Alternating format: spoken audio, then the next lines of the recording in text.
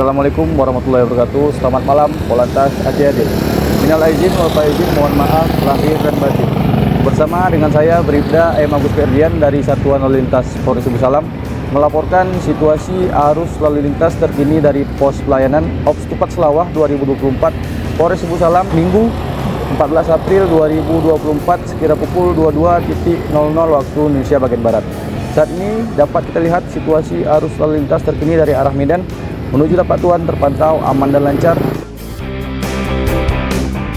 Begitu juga sebaliknya dari arah Tapak Tuan menuju Medan terpantau aman dan lancar.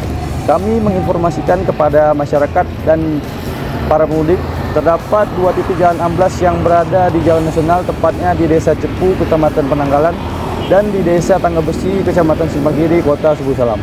Kami mengimbau kepada masyarakat pengguna jalan untuk selalu tertib berlalu lintas, patuhi rambu-rambu lalu lintas, dan utamakan keselamatan berkendara.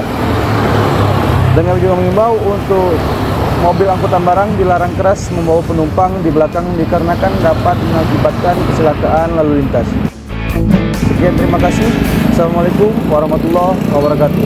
Polantas adik-adik.